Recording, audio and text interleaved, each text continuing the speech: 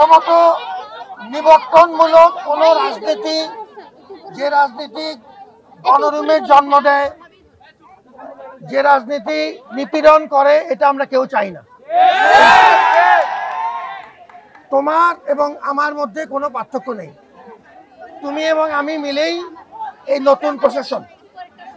আচ্ছা, এখন আমাদেরকে দু তিনটা বিষয়ে তোমাদের পরামর্শ দরকার।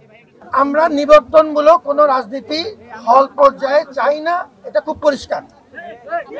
17 তারিখ তোমাদের ক্ষেত্রে যদি এটা আমাদের আগে 17ই জুলাইতে ওই সময় হল প্রশাসন কর্তৃক যেসব সিদ্ধান্ত হয়েছে ছাত্র এবং হল প্রশাসনের মধ্যে, সেটি তারা তাদের মতো করে বিবেচনা করতে পারবে, আমাদের তাতে কোনো আপত্তি নেই। আচ্ছা, এখন একটা ব্যাপার তোমাদের পরামর্শ দরকার, খুব ভালোভাবে পরিষ্কার।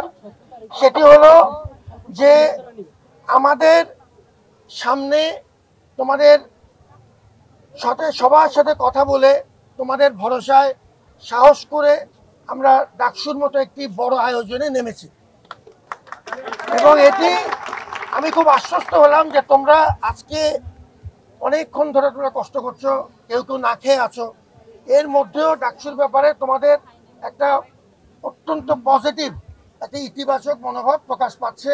আমি এটাতে আশ্বস্ত বোধ করছি। ডাকসুর ব্যাপারে আমাদের কিছু বড় মাপের, আমরা তো এখন চূড়ান্ত শাইনি চুলে এখন হবে সব হেয়ারস্টাইল। সিল্কোর দ্বিগুণ শাইনি চুল প্রতিদিন।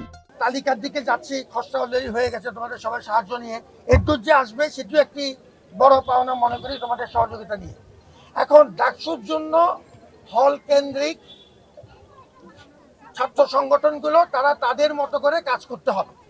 এখন সেটির রূপ কেমন হবে, যেমন ধরো হলে কি তারা মিছিল করতে পারবে কিনা, তারা কি পোস্টারিং কিভাবে করবে, এই যে আচরণ বিধিগুলো, এখন তাদের এই আচরণ বিধিগুলোর ব্যাপারে তোমাদের সাথে, এটা তোমাকেই করতে হবে, ছাত্র সংগঠনগুলোর সাথে তোমাদের সাথে মিলে তোমরাই বলবে যে এই পারস্পরিক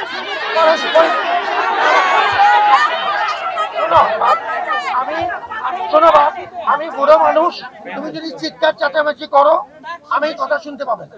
আমি তোমার কাছ থেকে সাহায্য চাচ্ছি, পরামর্শ চাচ্ছি যে প্র্যাকটিক্যালি আমরা ডাকসুকে নিয়ে কিভাবে এগোবো। এখন যেটা দরকার সেটা হচ্ছে না, সবাই যদি মনে করো তোমরা যে ডাকসু আমরা চাই, তাহলে আমাদেরকে, যদি আমরা মনে করো যে কেউ চাই না,